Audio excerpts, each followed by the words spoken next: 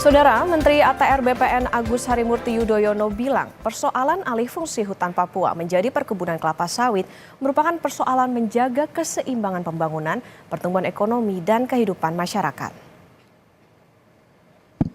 Memang selalu dihadapkan antara dua kebutuhan dan kepentingan. Negara harus terus melanjutkan pembangunannya. Kita tahu juga pembangunan ini tidak selalu linier di semua provinsi yang ada di Indonesia. Kita negara kepulauan, negara besar, ada yang sudah lebih maju, ada yang masih tertinggal. Termasuk infrastruktur, termasuk pembangunan ekonomi. Dan kita berharap tidak ada masyarakat atau daerah manapun yang tertinggal, sangat tertinggal. Karena ini juga bukan hanya masalah ekonomi, tapi juga keadilan sosial. Oleh karena itu kita ingin membangun Papua. Tapi saya juga selalu mendengarkan prinsip-prinsip yang juga ditekankan oleh Bapak Presiden Joko Widodo, ya jangan sampai kemudian masyarakatnya sendiri merasa tidak nyaman, merasa tidak diperankan dengan baik, termasuk alam lingkungannya. Jangan sampai kemudian atas nama pembangunan terus menjadi tidak terjaga kelestariannya. Jadi sebetulnya ini masalah bagaimana menjaga keseimbangan antara kepentingan dan kebutuhan kita untuk melakukan pertumbuhan dan pembangunan ekonomi.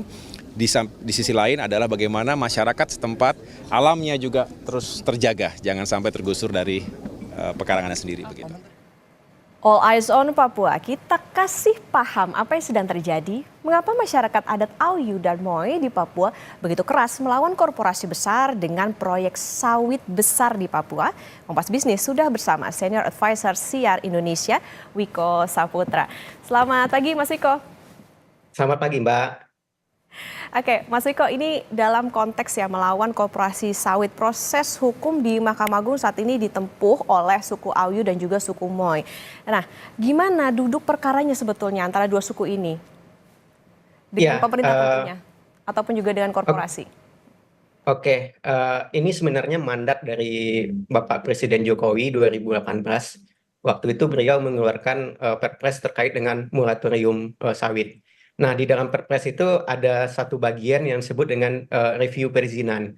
Nah, review perizinan ini adalah upaya pemerintah untuk melakukan review terhadap semua izin-izin sawit yang sudah diterbitkan atau yang akan diterbitkan oleh pemerintah. Nah, selanjutnya pemerintah daerah diminta untuk melakukan review ini. Nah, dari semua provinsi yang ada di Indonesia, dua provinsi di Papua, waktu itu masih Papua dan Papua Barat, itu progresnya sangat luar biasa. Di bawah koordinasi dan supervisi KPK, mereka melakukan review perizinan terhadap semua izin-izin yang sudah diterbitkan atau yang akan atau yang mau diterbitkan.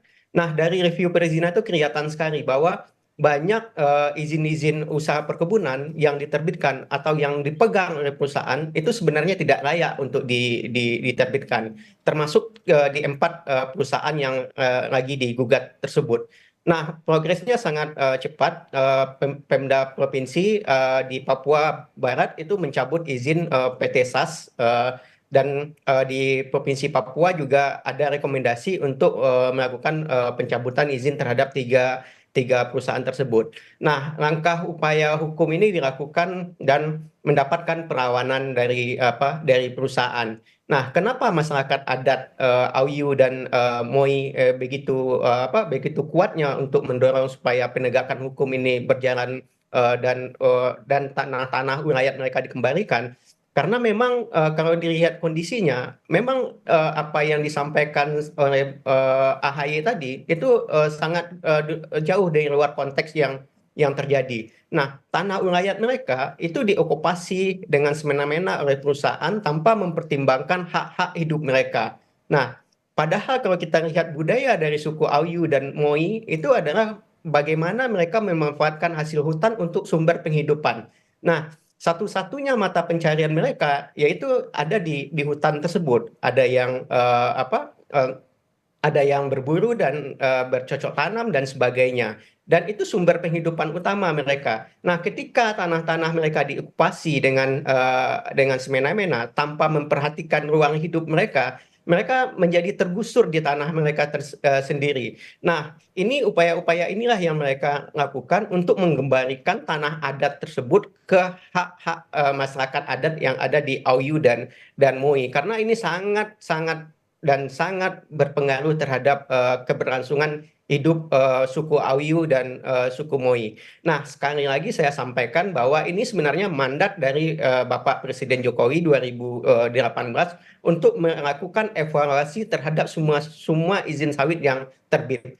Nah, 4 perusahaan ini terindikasi tidak layak secara pemberian izin. Makanya ada upaya untuk mencabut 4 izin tersebut. Tapi ya selanjutnya mendapatkan perlawanan dari perusahaan. Begitu, Mbak. Oke, yang saya tangkap berarti artinya ada bisa dikatakan upaya untuk merampas begitu ya tanah ulayat. Nah, Mas Wiko sebetulnya kalau dari sepengetahuan Mas Wiko ini, kalau masyarakat adat itu biasanya apakah dilibatkan juga kah mungkin dalam atau sebelum korporasi ini masuk atau seperti apa, Mas Wiko? Ya, ini menjadi problem saat terjadi pelepasan hutan atau tanah ulayat masyarakat adat. Nah, memang waktu itu ada sosialisasi dari perusahaan untuk membuka perkebunan sawit di 4 wilayah tadi. Dan memang secara prosedur formal mereka melakukan sosialisasi. Tapi kan sosialisasi formal itu tidak cukup. Artinya di saat terjadi pelepasan tanah ulayat, itu ada prosedur-prosedur hukum formal dan prosedur hukum informal yang ada di dua masyarakat adat ini yang harus mereka penuhi. Nah, pada faktanya saya sekitar bulan Maret ke lapangan di suku Moi, saya mendapatkan informasi dari kepala-kepala suku itu terjadi semacam manipulasi terkait dengan pelepasan tanah ulayat mereka. Ada yang tanda tangannya dipalsukan dan sebagainya. Ada kompensasi yang tidak diberikan, ada kebun plasma yang enggak direalisasikan, dan semua itu prosesnya sangat cepat dan penuh dengan manipulasi. Artinya, secara prosedur dalam hal pelepasan tanah ulayat itu tidak memenuhi baik hukum formal maupun hukum non formal yang ada di masing-masing wilayah adat tersebut. Nah, inilah yang menjadi problem dan inilah yang menjadi sengketa antara masyarakat adat Oyu, Moi dengan 4 perusahaan tersebut. Oke, artinya ada sosialisasi tapi sebetulnya secara prosedur ini tidak tepat. Nah, Mas Wiko, sebetulnya siapa sih di balik korporasi besar ini? Adakah soal informasi soal siapa investornya, mereka dari mana, kemudian siapa sebetulnya lembaga atau pejabat yang bisa kasih izin itu eksploitasi hutan adat jadi lahan sawit? Nah, terkait dengan korporasi, sebenarnya ini menjadi pertanyaan besar bagi kita bersama. Apakah dengan membentangkan karpet merah untuk membabat hutan Papua, kita mendapatkan nilai tambah ekonomi dari kegiatan investasi tersebut? Faktanya tidak seperti itu, Mbak. Nah, pertama, siapa korporasinya? Ini kolaborasi sebenarnya antara investor dalam negeri dengan investor asing. Nah, biasanya yang di depan itu adalah investor dalam negeri.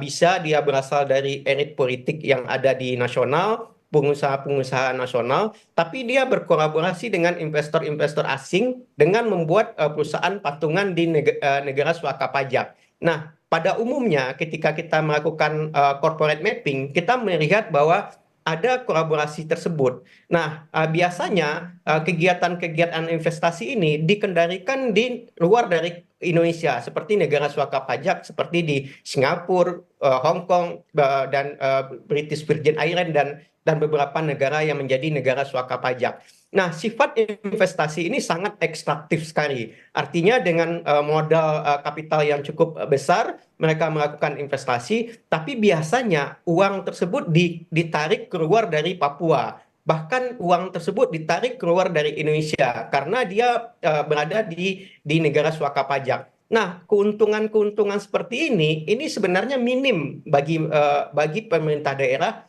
maupun pemerintah pusat maupun masyarakat adat sendiri.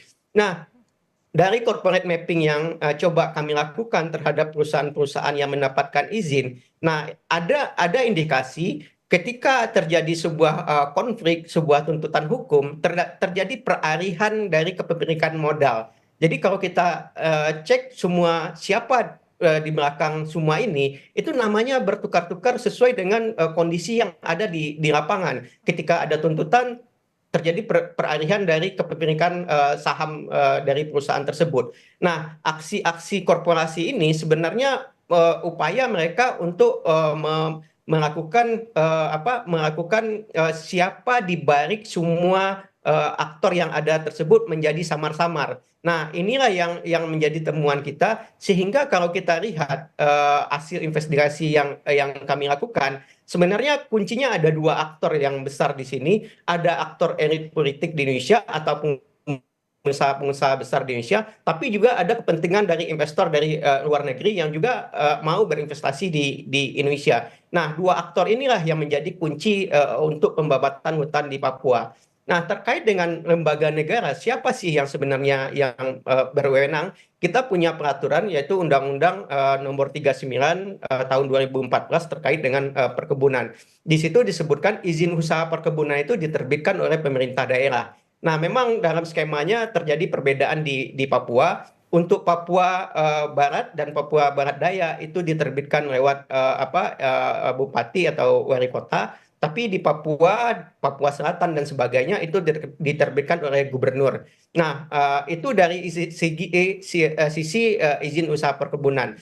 Tapi kalau dia masuk di dalam kawasan hutan, itu ada yang disebut dengan izin pelepasan kawasan hutan atau SK pelepasan kawasan hutan. Nah, ini diterbitkan oleh Menteri Lingkungan Hidup dan Kehutanan. Nah, selanjutnya itu ada yang disebut dengan hak guna usaha (HGU). Nah, ini diterbitkan oleh Menteri ATR BPN. Jadi secara skema itu ada tiga institusi, ada pemerintah daerah, Kementerian Lingkungan Hidup dan Kehutanan, dan Kementerian ATR BPN. Nah, mereka lah yang sebenarnya yang bertanggung jawab terhadap penerbitan izin-izin sawit tersebut di Papua.